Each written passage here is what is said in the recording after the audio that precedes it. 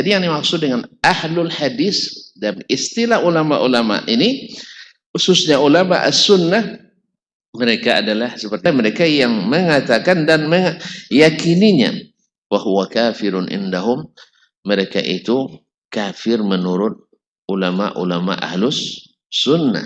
Lebih dari 500 orang ulama besar sunnah mengatakan siapa yang mengatakan itu adalah kafir. Kenapa mereka yang meyakini itu dihukum kafir oleh ulama tersebut? Siapa yang pertama mengatakan kalimat ini?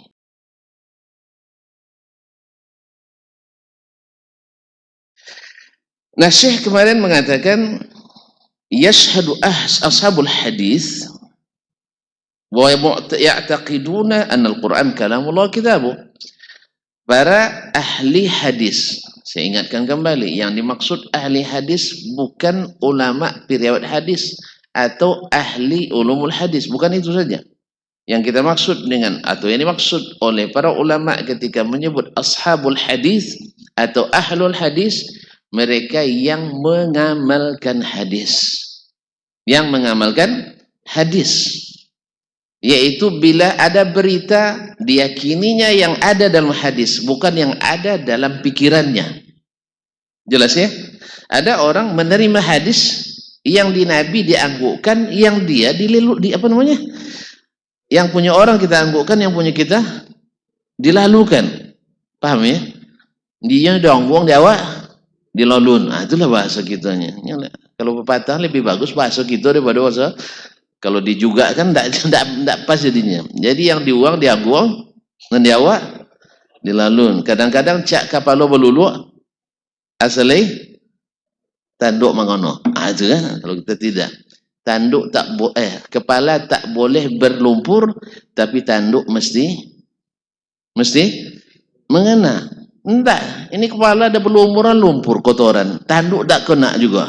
Rugi kita. Jadi tidak boleh untuk mendapatkan sesuatu dengan menghinakan diri.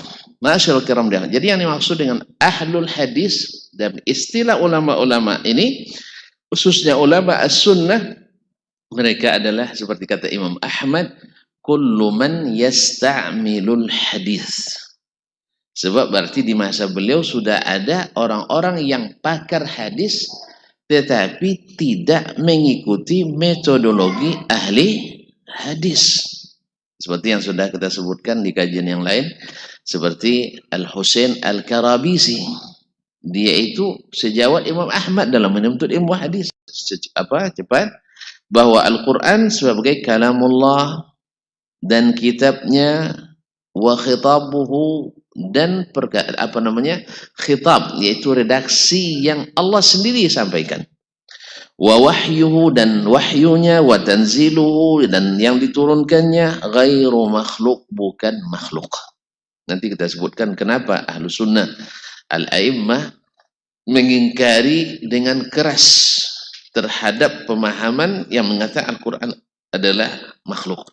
Nah, wa man qala bi khalqihi wa i'taqadahu fa huwa kafirun indahum. Siapa yang mengatakan Al-Quran makhluk dan meyakininya. Kan ada yang mengatakan tapi tidak meyakini, dia tidak paham. Ini adalah mereka yang mengatakan dan meyakininya. Wa huwa kafirun indahum. Mereka itu kafir menurut ulama-ulama ahlus sunnah. Imam Ibnul Qayyim rahimahullah, ini bukan satu dua seperti di sini menukil sebagian kecil saja karena kitabnya kitab mukhtasar. Dia bilang kan kemarin kan ringkas, tidak panjang. Dia nukil beberapa perkataan ulama, nanti diantaranya Imam Ibnu Khuzaimah rahimahullah taala dan Ad-Darimi dan Imam Ahmad rahmatullahi alal jami'. Nah, Imam Ibnul Qayyim rahimahullah menyebut lebih dari 500 orang ulama besar sunnah mengatakan siapa yang mengatakan Al-Quran makhluk itu adalah kafir. Jadi bukan masalahnya bukan kita, tapi mereka. Sejak di zaman as-salaf lagi. Bahwasanya Imam Ibnul Qayyim menukil lebih dari 500 ulama besar ahlus sunnah mengatakan siapa yang mengatakan dan meyakini Al-Quran itu adalah makhluk, maka dia dianggap kafir. Jelas?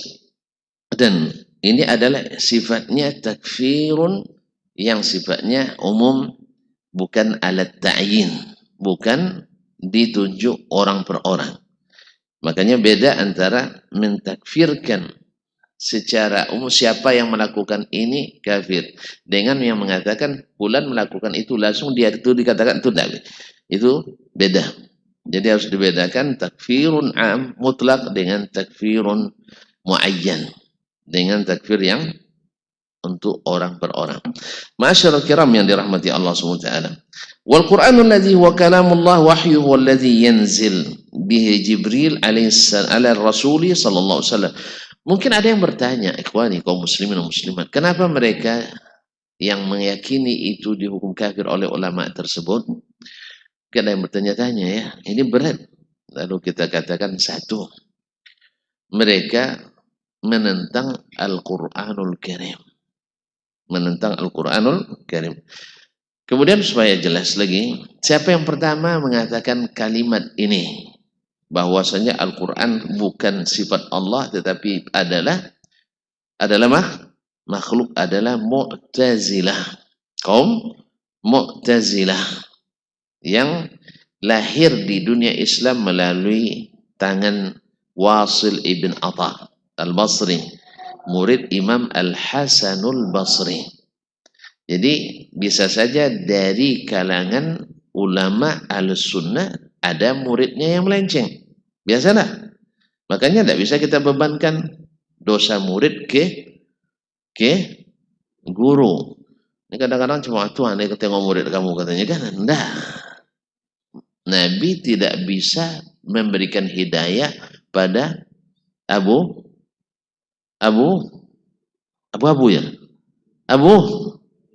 Talib. Lalu antum bilang Nabi tak berhasil dakwanya. Jelas? Jelas pun dah, kalau tidak ulang. Nabi tak bisa memberikan hidayah pada Abu Talib dan Abu Lahab. Ini kan pamannya semua dulu. Pamannya dulu. Ya tak? Tak bisa memberi hidayah secara langsung dan cepat kepada pamannya Abbas. Kelambat Islamnya Abbas. Ya tak? Lama baru. Tak bisa memberi baru Abu Jahal dan seterusnya. Tapi Nabi tak pernah dihukum gagal oleh Allah Tabaraka wa Ta'ala. Beliau sudah berusaha. Nah demikian juga dengan murid Imam Al-Hasan Al-Basri ini, Wasil ibn Atha ini. Kemudian diikuti oleh orang seperti Ja'ad ibn Dirham, kemudian Al-Jaham ibn Safwan yang terkenal dengan aliran Jahmiyahnya. Kemudian lahirlah dari situ banyak firqah-firqah kalamiyah. Ada yang berusaha untuk menolak dan mengkritisi paham Mu'tazilah ini dengan sistem mereka